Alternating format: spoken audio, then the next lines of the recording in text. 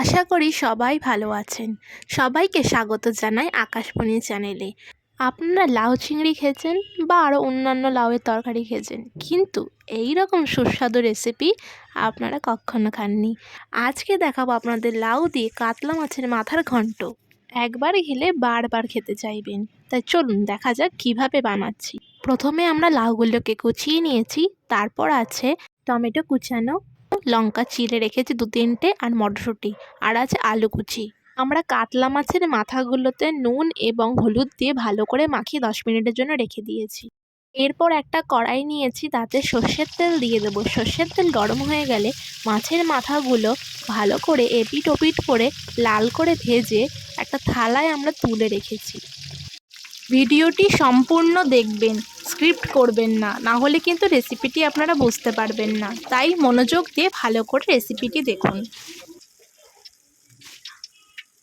এরপর ওই তেলের মধ্যে গোটা জিরে দিয়ে 1 মিনিট মতো নাড়াচাড়া করে আলু কুচানো দিয়ে দেব। তারপর হালকা নাড়াচাড়া করে স্বাদ মতন লবণ দেব এবং অল্প হলুদ দেব।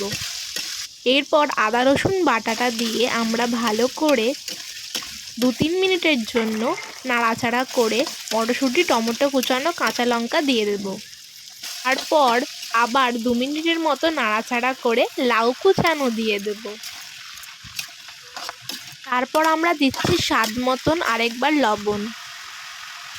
কিছুক্ষণ নাড়াচাড়া করে 5 মিনিটের জন্য ঢাকা দেব। ঢাকা খুলে 2 মিনিট মতো নাড়াচাড়া করে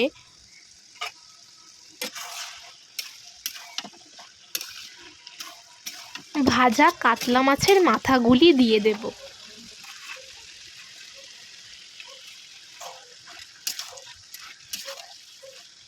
কিছুক্ষণ নাড়াচাড়া করে আবার 2 মিনিটের জন্য ঢাকা দিয়ে রাখবো। ঢাকা খুলে 1 মিনিট মতো নাড়াচাড়া করে কাতলা মাছের মাথাগুলো খুন্তি দিয়ে ভেঙে দেবেন ভালো করে।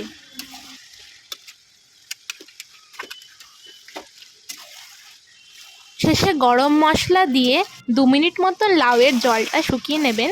যতক্ষণ না লাউয়ের জলটা শুকোচ্ছে ততক্ষণ নাড়াচাড়া করবেন। লাউয়ের জলটা শুকিয়ে গেলে পরিবেশন করুন লাউ দিয়ে কাতলা মাছের মাথার ঘন্ট। আশা করি আপনাদের আমার এই রেসিপিটা ভালো লেগেছে।